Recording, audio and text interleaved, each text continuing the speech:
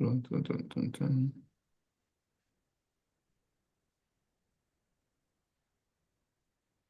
think we are live, right, Karen? Yeah, we are live. All right, so we are live on YouTube now. Everything seems to be working. Let me get a presentation ready. There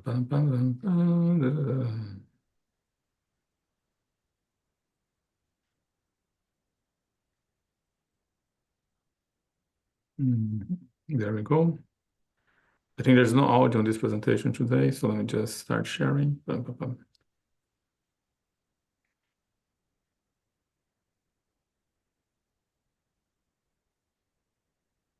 All right, let me know if you can see my screen, so we can. Yes, I can see it. Oh, but we're not recording. I realized that. But I don't think it's necessary in part because it's on live, right? Yeah, it's not necessary. Okay, good. So let me start this.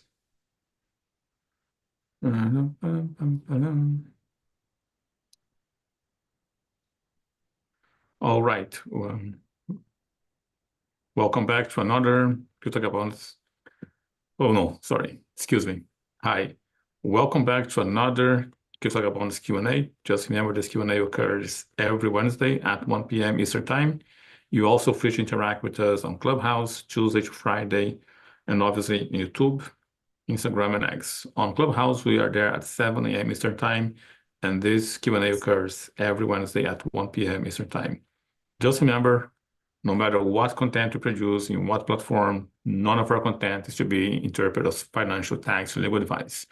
Everything you produce here is just informational, educational, and entertainment content only, nothing more. So today we want to talk about the US and how we don't believe the US can ever pay off their debt. And this is important because every great power in history, every superpower, they came to their demise because of that. And the US has just crossed that threshold. So the roadmap of today is going to be the following. First, we're going to be talking about the foreign demand for the US treasuries. Then we're going to be talking about the effects of the government spending and proposed solutions. We already spoke about this on the part one, and we talked about none of those political parties had a solution. Now, there's a lot of attention being placed to domestic issues and what's happening on the outside of the US. Now, both of those things are equally significant. We need to find enough attention for domestic issues and for, of course, international issues. For one, I believe there's no such thing as domestic policies. They're only international geopolitical policies. And the reason why is because whenever any other government or any other country decides to do things differently, that will affect domestic policies. For instance, if Saudi Arabia stops producing petrol or decides to do something else with OPEC or make an alliance with another government, that will interfere the domestic policy of the country, United States of America. So, but that is subject maybe for another video. Today we're talking about the demand for US treasuries. So foreign entities like banks or corporations, they demand US debt or US treasuries. So those banks, they usually operate in Europe. And that gives birth to what we call the euro dollar. I believe we have made videos about this in the past. If you want to find out more about the euro dollar, let us know on the comments below. I'm going to make a video explaining about the euro dollar. It is not the parity euro and dollar. The euro dollar is every US dollar that is in circulation outside the United States of America. So those banks, they usually operate in Europe, and they do want to eliminate their risk as much as possible. Banks want to continue in business, and they need to mitigate some risks in order to continue in business. So what are the risks that you're talking about? I think I heard an echo. Maybe someone has an open mic. Let me see. Lee. Thank you. So now there's interest rates. That means if interest rates go up and down, that affects the value of the things or the assets that the banks have on the balance sheet. So banks do not enjoy so much high interest rates. And that's because the value of what they hold will most likely, all else equal, drop in value, remember the price of everything depends. Do you want to buy or I want to sell? So if there's a selling pressure when interest rates goes up, the value of the assets that the banks are holding will most likely to decrease in value, making them insolvent or illiquid.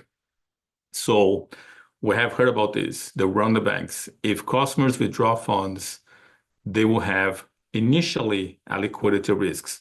They will not have enough cash and they may go bust. It's important to pay attention to the difference between lack of liquidity and insolvency. You are illiquid when you don't have enough cash, but you may have assets. For instance, a bank may have a lot of commercial buildings, a lot of buildings that has a lot of value, but they don't have the cash up hand. That means they're liquid, not insolvent. Insolvency comes when they run out on assets or their assets drop in value below the amount of liability that they have. So it's important to pay attention. Lack of liquidity is not the same thing as insolvency.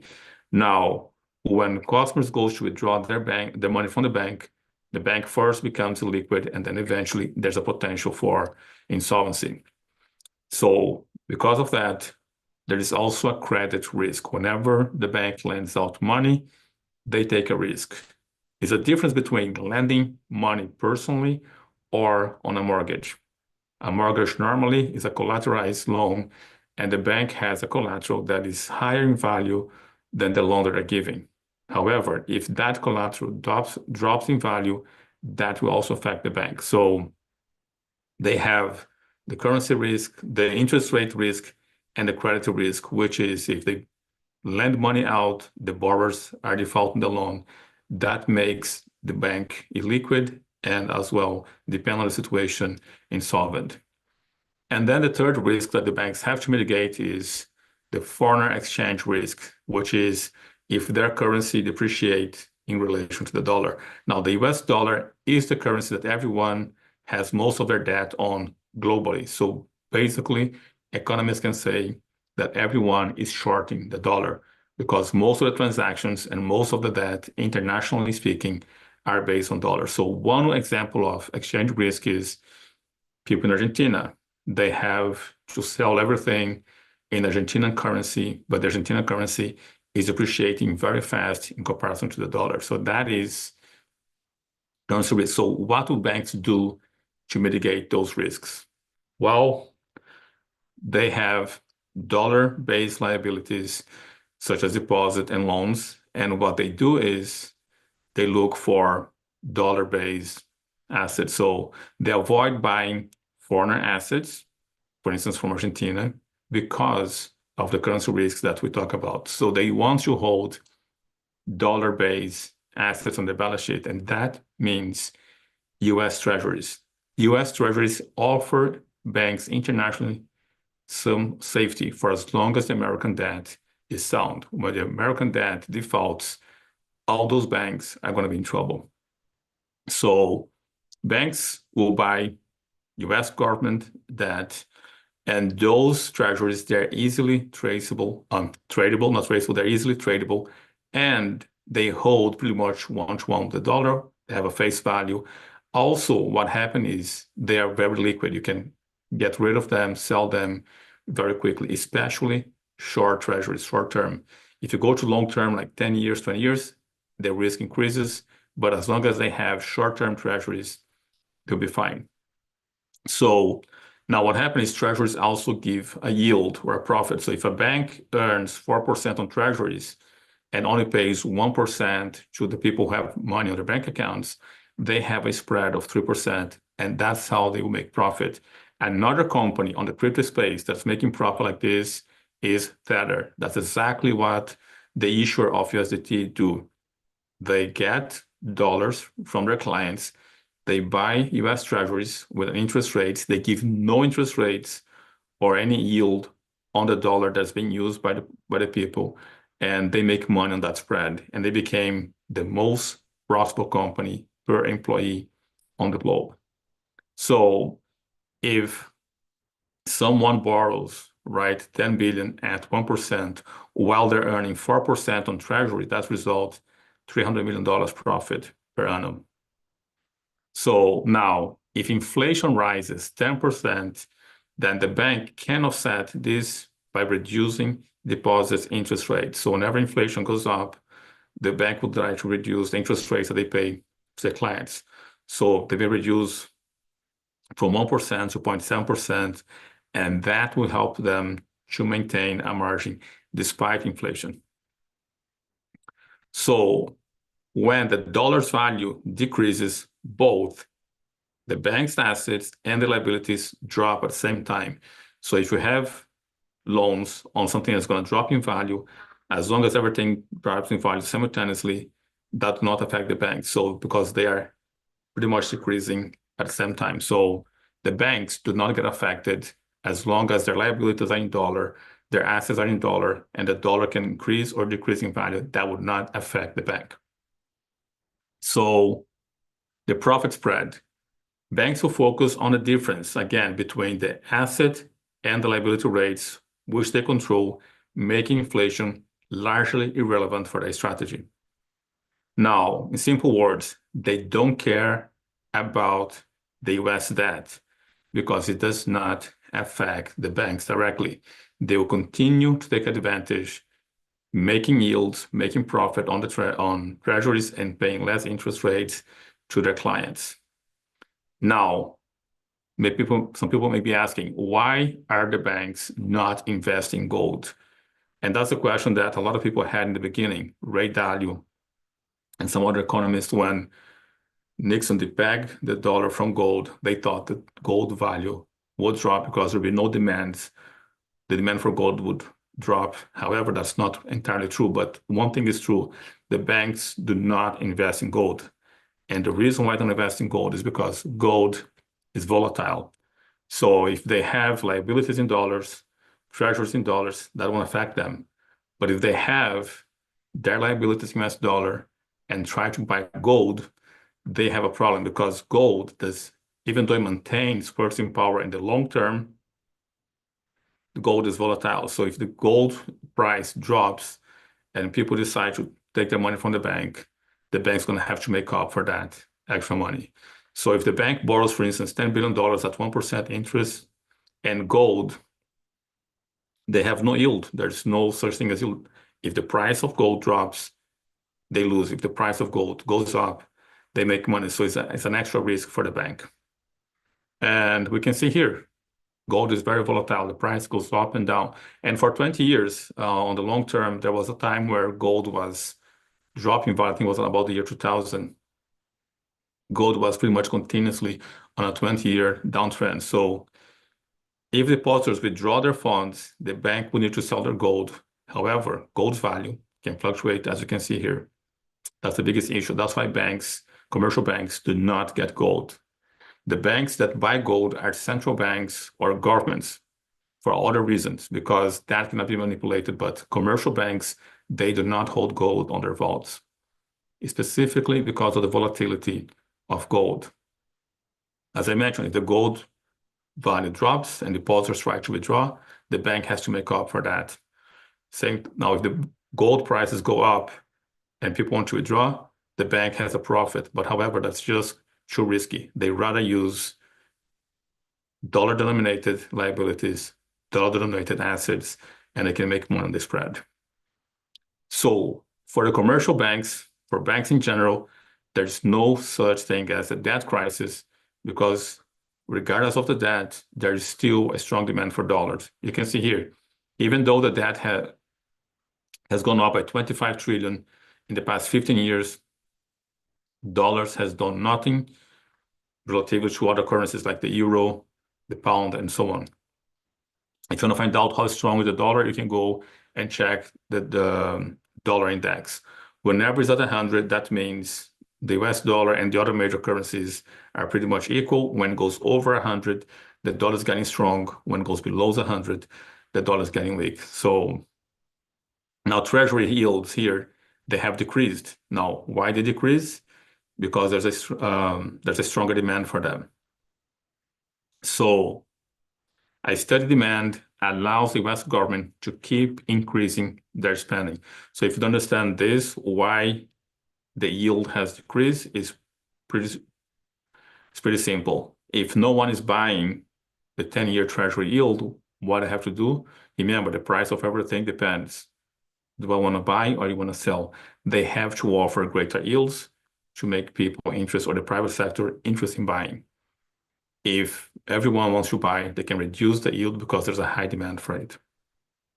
So that steady demand allows the US government to keep increasing their spending, and they will continue to increase their spending.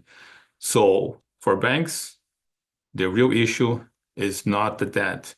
The real issue is not the treasury market, because the private sector seems to be continue financing the debt regardless of how much the US government spends. It's only when the government starts to default on that debt that there'll be a problem. So the issue is government spending, because the more money the government spends, that means more expenses going into an efficient market. Every dollar spent by the government is by definition a misallocation of money.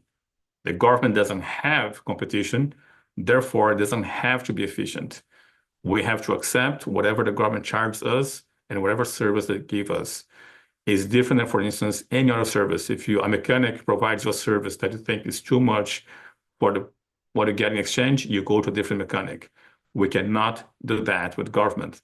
Government says, this is how much you got to pay, and this is the quality of the service I provide, and there's nothing we can do. So since there's no competition, every dollar spent by the government is a misallocation of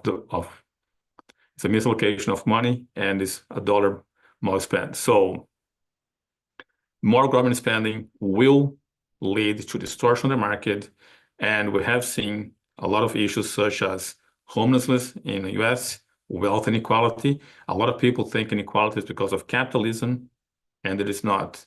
Inequality is because mostly of government intervention, especially inflation. No matter how much money the government gives the population, that money will end up on the hands of the wealthy. Everyone who gets money, they're going to buy, for instance, Colgate. Guess what? Colgate is owned by the wealthy.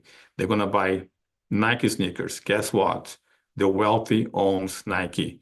And those who are not at the top 1%, they're still going to own shares of Nike or Colgate. Poor people do not own shares in any top 500 S&P 500 companies, which means they don't make money. They only spend money. The more money you give to the poor, the more money it will end on the hands of the wealthy. So more spending and more inflation reduce the purchasing power of the average citizen. It will not reduce the purchasing power of the wealthy. Remember, all the money goes to the wealthy. So remember, if you hold assets, if you hold, for instance, Bitcoin, some good sound crypto, or some stock market, your purchasing power is very likely to go up. Only those who work as employees and ask for money from the government, those are the ones that get affected by inflation. The more money they take, the less purchasing power they're going to have. So what are the solutions for this? It's important to understand that nobody, neither Trump or Kamala, proposed any solution to this. So the government needs to reduce their spending. And individuals, they need to invest on assets to protect their purchasing power. So one solution is what the government has to do. The other solution is what you as an individual have to do. You need to stop just spending money on companies and start to buy assets or own some part of the stocks of those companies that you spend money on. People use Netflix, but guess what? How many people actually has stocks from Netflix? A lot of people buy Colgate. Who owns the stock at Colgate? A lot of people like an iPhone, but how many people owns Apple stocks? So government level, they have to reduce their spending. Individuals, they need to learn how to invest and what to invest on so they can protect and preserve their purchasing power. And as I mentioned, none of the political candidates ever addressed this issue. None of them mentioned that this issue during their campaign, nor Kamala, nor Trump. The only person who has mentioned anything remotely suggests that the government expenditures must be reduced, that was Elon Musk. And he may be given a position where he can do something about it. I'm not sure if he's going to be able to deliver what he wants, but it's important to understand that only he have talked about the problems are the issues of the government spending. The US is at a point where they need their own Javier Milei. Javier Milei made his campaign talking about the greatest problem, the biggest problem of Argentina is government spending. Only one person in America has suggested this and may be in a position to do something about it, and that person is Elon Musk. So let's give the recap. We talk about how the American debt doesn't really affect international banks because there is a demand for US treasuries. The biggest issue is government spending. The more the government spends, domestically speaking, the less purchasing power that people are going to have. And we talk about proposed solutions on the government level and as individuals. Governments reduce their spend, what they spend, and you as an individual start to invest on assets that will help you to preserve your purchasing power. With this, we come to the end of the presentation. If you want to be in control of your money, please consider joining the Academy. Link for that on the description below. And with this, I yield the mic, and I'm going to be answering questions that you guys may have. Welcome, Ross. Welcome, Notor. I know it's Notorious. Lali. Yes, Ross. Nice background, Cora. Thank you. Yeah. All right. Any questions? Anyone? Yes, Boof. Tell me. Do you know if Elon Musk has been given the post that Trump promised he was going to put him in and given him the responsibility yet? I'm not sure, like, if Donald Trump is in a position to give posts, but I think it's very difficult for him not to give the post to Elon Musk. I mean, after all, Elon Musk was one of the main investors on his campaign, came to the podium with him. They spoke. I think they're having been working on a relationship for a long time. So I'll be surprised if Donald Trump does not give the post to Elon Musk. I think he's out of options because Elon Musk, like I say, was very involved on the whole campaign, though. Well, he's been saying his whole campaign that he's going to give a position to RFK, Elon Musk, Tulsi, and Vivek. So I'm just curious if you know if he's actually put them in place yet. I don't think he's in a position to put them in place until he becomes president. I know he's gathering people around him and he's arranging what position they're going to have. So far, I have seen no sign that he's not going to honor his commitment. I think he will honor his commitment. He's a good negotiator, and if he negotiates those positions to those people, I don't see why he wouldn't do it, though. I think it would be a big backslash. But I see him. I hope that he will do it. I have seen no sign that he will not do it, though. I guess I'm so ready for a change that I'm just already thinking, yeah, I'm just so ready for a change. Yes. Yeah. Things are changing here in Europe. I saw this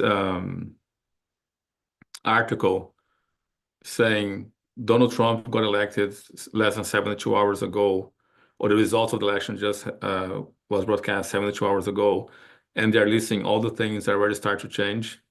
One of them, of course, how positive the market responds. I mean, everything is going up. The S&P 500, cryptocurrencies, the conflict in Ukraine is coming to a demise. Zelensky is already talking about possible negotiation for peace. Donald Trump already sent a document to Zelensky saying the terms and conditions for peace.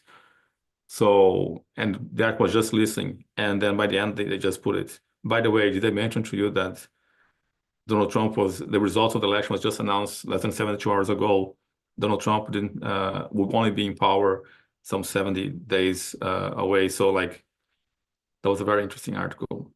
Internationally speaking, I think it's being better. I'm not sure what's happening domestically in the US, but for crypto holders, Bitcoin today just broke a new all-time high, 93,000. So it is quite plausible that it will be over 100 by the end of the year.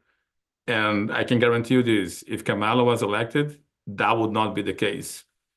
the price would have gone downwards, not upward. So at least I'm glad to my prediction in terms of like Donald Trump being better for crypto. And I'm foreseeing even more. I foresee Gary Gensler losing his position. I see someone else better taking the position of Gary Gensler. I think regulations are going to become more clear and more positive in the US. And once those regulations become more positive and clear in the US, I think Europe is going to copy the same. So things happen in the US first, and then they happen here in Europe. So I'm looking I see a very bright future. I think this is official now, the beginning of a new bull market. Yeah, Bitcoin just broke 93 a few hours ago. Yay! Yeah. How do you think the Trump presidency is going to affect NATO from the perspective of Europe? Because I talked to some French people that were very pro Kamala because of their NATO relationship, and they were afraid that Trump presidency would diminish the U.S. Support of Europe. I think NATO to me is becoming an issue of its own.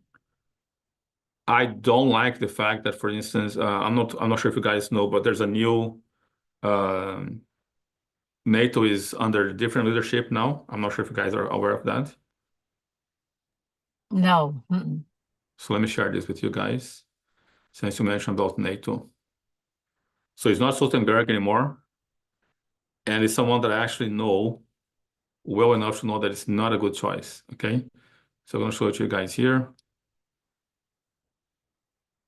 So you guys can see the new leader of NATO. Now, this guy, he was the Prime Minister of Netherlands, Mark Rutte. He was not doing a good job for Netherlands, if you guys ask me. He ordered the government during COVID to literally break into people's business and change the locks because they were opening for the public. So he violated private property. And he was with a narrative that Vladimir Putin would overtake entire Europe and NATO needs to prepare to engage in direct war with Russia. That was his narrative. Now, I keep talking about this and I haven't shown the receipts. So let me show to you guys here now the receipts. NATO, Georgia. Okay, there is actually a Wikipedia article about this. So for those who do not know, Georgia was, I would say, a prototype for what has happened to Ukraine. Okay, so here is Georgia. Is a country that stays between Russia and Turkey, and they tried in 2008 to get Georgia. See, cooperation officially began in 94, same time as Ukraine, right? And they tried to do this in 2008, the Bucharest Summit, where NATO members promised that Georgia would eventually join the organization in 7th of December 2011. What happened to Georgia? Well, they lost 20% of their territory, about 20% of their population, and today they're the best partners of Russia. The population is still very pro-Europe. As I mentioned to you guys, as a citizen of Ukraine, I would love to be part of NATO. So Georgia was an experiment, okay? It happened in 2008. I would think that NATO would have learned a lesson. I would think that Ukraine, given the proximity with Georgia, would have understand. This is Georgia. This is Ukraine. The proximity is there. They share the same ocean. Ukraine saw what happened to Georgia. And they thought it was a good idea to replicate, oh, Georgia didn't get it, we're going to get it. So feel free to read this and research. You guys are going to find out that the experiment was run before and the results are the same. NATO is not helping Georgia. The US is not helping Georgia. Europe is not helping Georgia. The only one that's helping Georgia today is Russia, hence their friendship. So it's the same thing happening again. So I mentioned this on Clubhouse when the conflict began, and now you see it. I read to another day the simplest thing, this most simple and the most significant thing about democracy is elections. Ukraine didn't have their elections. That means they're dysfunctional state.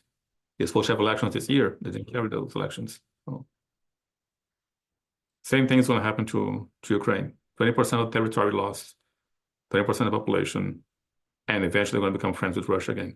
Go ahead, Cora. Yeah, I was looking at one chart that I don't know if you know it, the Mayer multiple.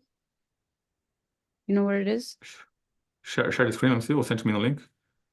Yeah, I have it here. I'm gonna share the screen.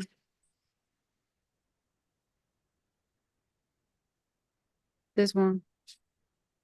It's Oh, the glass node. Okay.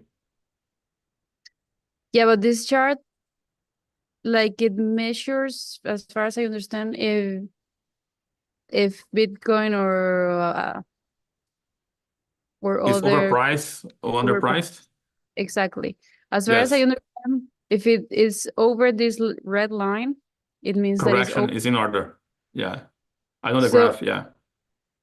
yeah, so what I understand is that it is not overpriced now, even though people are like really greedy, and the No. greedy and fear chart, Yes. it's greedy now. Yeah. And I don't know, I'm surprised that this is not The above. reason why it is not overpriced now is because a lot of these charts are also influenced by stock to flow. If you open your tab and go to stock to flow, Bitcoin should be at 100K 2 or 3 years ago. Stock to flow. Yeah, Bitcoin. You can see that model there. Yeah.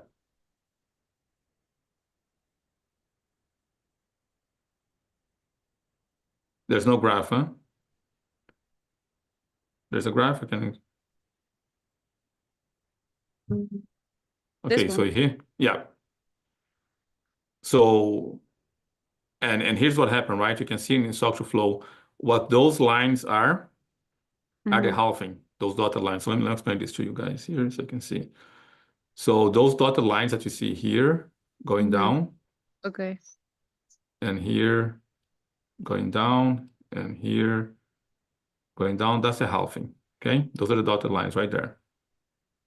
Now, what you can observe is the red line is where the price should be based on stock to flow. Okay, Mhm. and you can see here when it goes up, it's like halfway after the halving, a little bit like 1/3 to halfway after the Mhm. halving. Same thing here, right? And basically the same thing here, right? Mhm. So the estimate is going to be Here. here, right? Which means close to 1 million. I doubt it. I doubt, but that's what the stock to flow says, right? And you can see Mm, that the stock to flow says it should be 100K already, right? Since here. mhm. Okay, so Since here. yeah. Yeah. I mean, it's close. Now it's closed. So what stock to flow means is very That simple. that was gonna be my next question. Okay, so what stock to flow means? We know, thanks to satellites and great technology, we kind of have an estimate of how much gold is underground. Okay, so this is based on gold primarily. So what stock to flow says is this: we know, let's say this, let me make a line here. This is the ground. This is the amount of gold that is under the ground, and the available gold is here, right? So much smaller. Mm, Now, the stock to flow determines this. How much of the possible stock at what pace is coming off the ground? Okay, at what speed the stock is coming to flow. That speed determines the price. That's like oversimplification of stock to flow. Okay, how much we have in stock and how quickly that stock is becoming available. So someone took that formula on gold and tried to replicate that on Bitcoin. It suggests that we should be experiencing over 500,000 Bitcoin between now and 2026. Okay, that's what it suggests. So that is stock to flow, and that's the reason why a lot of graphs may not say we are at like greedy point, because a lot of them try to refer to stock to flow, and you can see that the stock to flow looks pretty realistic so far. And here's what happened: even when it was here, right, and when it was here, no one thought Bitcoin would go over $100. And then at one point, nobody thought would go over $1,000.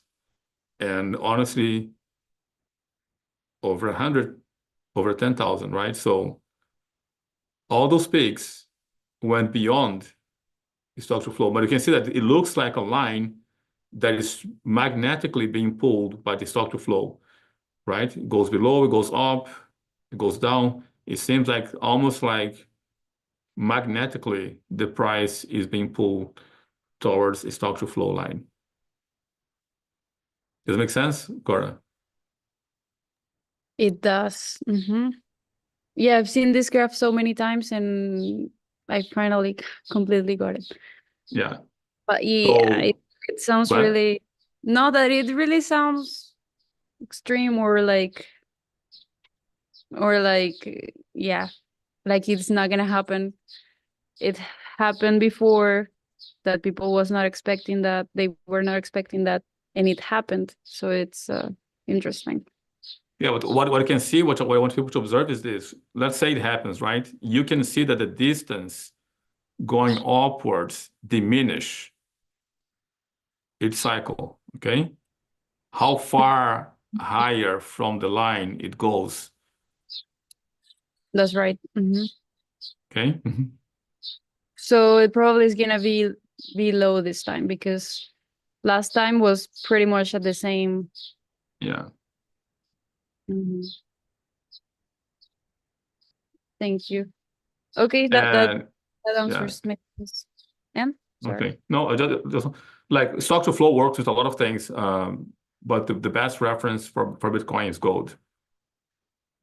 Okay. Also, there was, I heard some people saying that Bitcoin is going to, like it's already, it has more market cap on, I think, BlackRock ETF than gold. Oh, the And ETFs have surpassed the gold. That is good news for price, but it's bad news for Bitcoin, in my view. So why?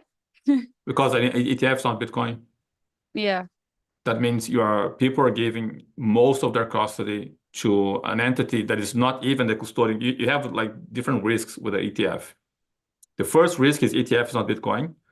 So the ETF is owned, or the Bitcoin is supposed to be under the ownership of BlackRock. But guess what? BlackRock does not custody the Bitcoin. Most of those Bitcoin are being custodied by Coinbase custody, right? So you have two layers of risk. Risk number one, you don't own Bitcoin when you have an ETF, and the ETF is not a Bitcoin. Now, there's an entity that is responsible for keeping that Bitcoin safe, and that is BlackRock. And there's an entity that is supposed to give you the fiat value of Bitcoin. So BlackRock is in a safe state because you're never going to be able to withdraw Bitcoin with an ETF. You can only withdraw the fiat value of Bitcoin. Now, BlackRock is taking those Bitcoin and saying, listen, I am not equipped to hold the value or to hold this. Can you do this for me? Coinbase custody. So there's different layers of risk there that most people are not aware of. So I understand that, but I also heard like that was like the beginning, but then someone was saying that yeah, like Bitcoin is gonna outperform gold. mhm. And yeah, it It was like a will. yeah, Bitcoin will like a eventually. perception that it's not gonna be now, but maybe in a couple years from now, it's definitely gonna, and that is probably gonna be bad for gold, and that maybe yeah, like people should take that into consideration, deciding if they should invest on Bitcoin or gold or things like that. I don't think Bitcoin is going to increase in value is going to be bad for gold. Um, I don't share that same. Gold has its utility. One of the biggest utility for gold, people may not know, is jewelry, collectibles. Like I don't see anyone giving up their golden rings and saying, "Give me a Bitcoin ring." That's not possible because Bitcoin is not tangible. So gold rings is still there, and the amount of gold in circulation in the world, we already talked about this, is less than Olympic pool, right? So there's very little gold in the world, and I don't think Bitcoin is going to be bad for gold. And another thing people need to understand is like depreciation of value doesn't mean anything bad. I'm going to give an example to you. Aluminum was very expensive a few centuries ago.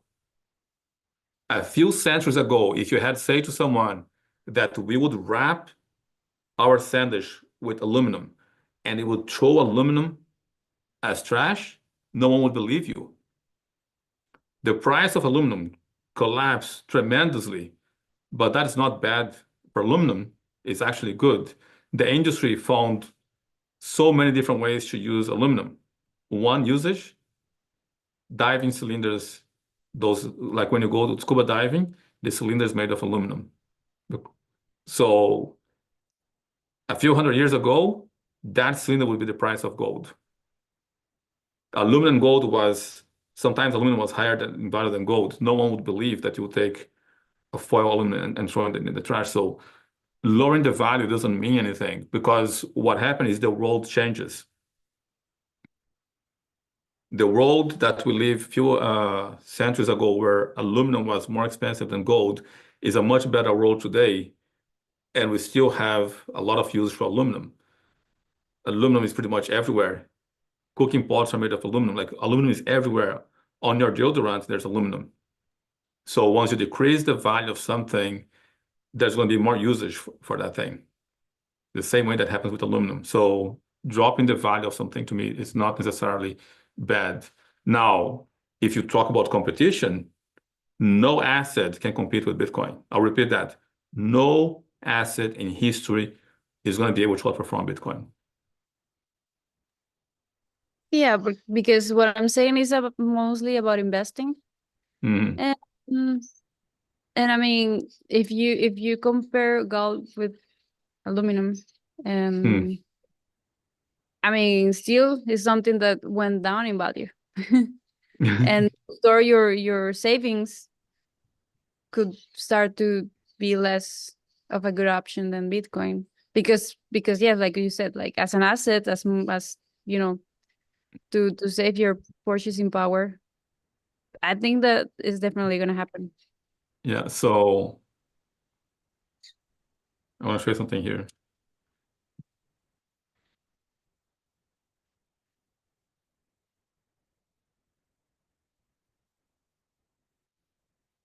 If I can find this here.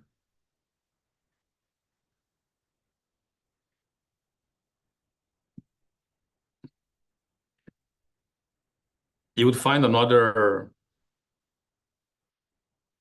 utility, right? So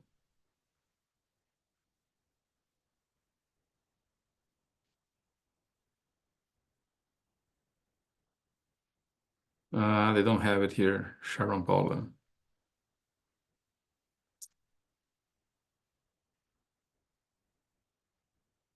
Oh, they don't have it. They only have from the 90s. What are you looking for? I'm looking for aluminum parity with gold, but they don't have, only have between the 90s and here. I'm gonna have to find a historical chart though of how expensive and how rare aluminum was.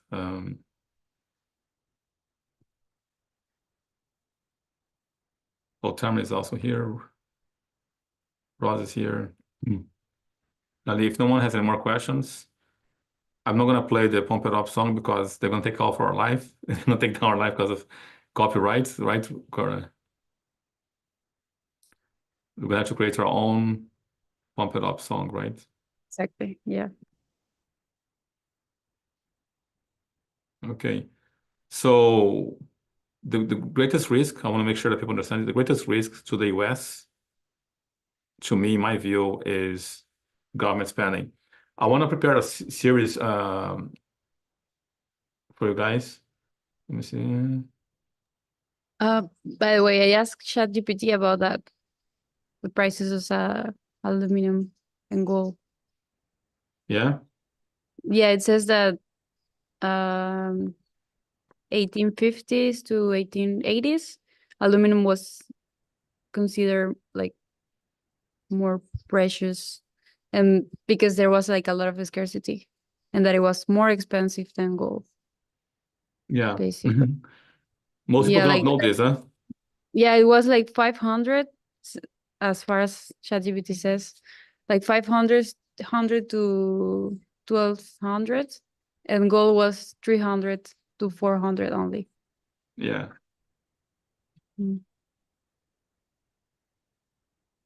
Yeah, Yeah. it was like, yeah, the beginning of the, yeah, last century that it became less valuable. Yeah. Because we became better at extracting. Mm-hmm. So